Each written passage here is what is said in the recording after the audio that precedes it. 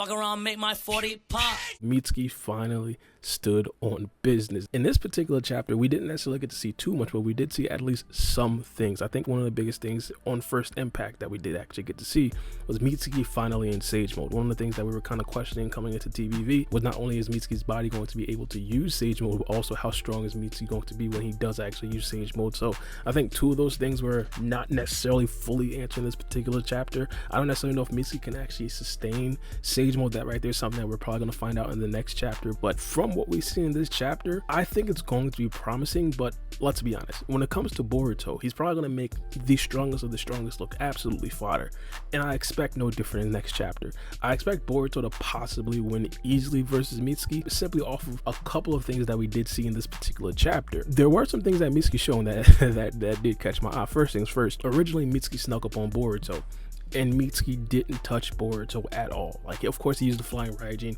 he just has a bunch of ways to potentially get away. And honestly, I think that right there may actually be like the biggest downside in the actual battle versus Mitsuki and Boruto. I'm not sure if Mitsuki can actually get a hold of Boruto, even if it's just flat speed, which I'm about to big up Mitsuki in a couple seconds. But even if it's just flat speed, the flying Raijin is going to be something that Boruto uses throughout the entirety of the series. He used it versus Code, he used it versus some of the Shinju back in the other dimension, and he's using it now. So Mitsuki touching Boruto is going to be a big question mark. But not only that, Mitsuki showed me some good stuff in this particular chapter as well. If you guys do recall, at the very end of their little skirmish, Boruto essentially had to run away because he was on the phone call with Shikamaru. During Boruto running away, Mitsuki was literally right on his tracks. Boruto stopped for a couple seconds, but Mitsuki was right there. And of course, that doesn't necessarily tell you too much. He himself might actually have some sort of movement due to like flying Raijin as well. But regardless, if in fact he did actually keep up with Boruto on foot, or if he could actually fly, either one, I think that right there definitely bodes well for Mitsuki. One of the things that we've been talking about for a very long time is the fact that Mitsuki is one of the only synthetic human beings that we have in the Z Fighters. I call the good guys the Z Fighters. Of course, I understand that's a Dragon Ball Z reference, but regardless, among the good guys, he's like one of the only guys that's like fully synthetic. Because he's one of the only fully synthetic human beings, we can pretty much load this guy with as much scientific ninjutsu as possible. So coming into TBV post time skip, 3-year time skip by the way, Mitsuki could be one of the strongest characters in the village. And in fact, I even say probably outside of Himawari, Mitsuki probably has the highest possible variance from part 1 to part 2, simply because he could be like regular, like hey, he just got like a regular power up. Mitsuki could be absolutely fodder, or he might be stronger than Damon. Like literally no one has any idea. So honestly, this right here was definitely a battle that I want to see for multiple different reasons. Now, I definitely do want to understand what the dynamic of Mitsuki actually is. This right here is going to be important, and I think we could possibly find out some answers in the next chapter.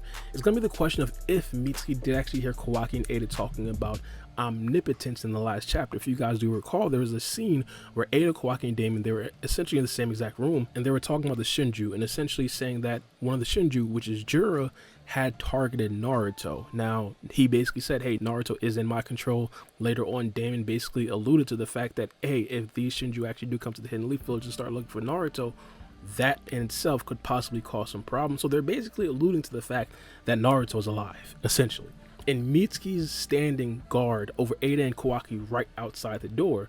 Now, this is very important. Kawaki didn't know he was standing guard outside the door. When he walked outside, he was surprised by Mitsuki standing there. And not only that, we do understand that Mitsuki has a low frequency hearing. So there's just a lot of possibilities of Mitsuki hearing that Naruto is still alive. And this in itself could potentially lead to a possibility that Mitsuki wants to find out the truth. Now, in this particular chapter, we did see Mitsuki go after Boruto, but we don't know if he went after Boruto to actually kill him or not, which is kind of funny. But one of the things that kind of made me a bit wary of this is when Mitsuki actually had a snake on Boruto. Now, that specific snake, we don't necessarily know exactly what that snake can actually do. We don't really know if that snake carries venom or anything like that. So this right here might be a complete shot in the dark, which is the entire theory of Mitsuki hearing about Naruto being alive. We know that that snake on Boruto could have possibly bit Boruto and put him out. He's pretty much acting as a tracker snake, so Mitsuki can actually track him down. Hypothetically, if he wanted to, we don't fully know, again, shot in the dark, he could have possibly put Boruto out simply by biting him with that snake, similar to what he did with Kawaki, but he didn't. So it could mean that he actually does want to talk to Boruto. and not fully just fight Boruto. And not only that, you can even make the argument that the ways that he attacked Boruto was actually driving him away from the battlefield where Sarada and Sumune actually work. And we know that Mitsuki is a master planner, similar to like Shikamaru and similar to like Itachi back in the day. Obviously probably not at that level, but he was absolutely elite as an academy student, and I'm guessing post it's probably the same thing as well, but you never really know. I definitely do want to know what you guys think about this in the comment section down below. Chapter 6 was definitely a really good chapter. I honestly do want to see exactly what comes next in chapter 7, simply because, let's be honest, we got Boruto versus Mitsuki, we got the whole call with Shikamaru, and not only that, we got Kawaki being put out by Mitsuki. I didn't even talk about that, my favorite character being put out by Mitsuki. But for chapter 6, I'm probably not going to do a review because it's so late already, and also I already recorded a review on the channel Peak Fiction with my guy Mello, so you guys can pretty much see my full reaction to the actual chapter there. But for my personal channel, I'm going to be doing small videos like this where I do talk about multiple aspects of the actual chapter. But let me know what you guys think. It's me, your boy Barbie, and we out. It's a knife.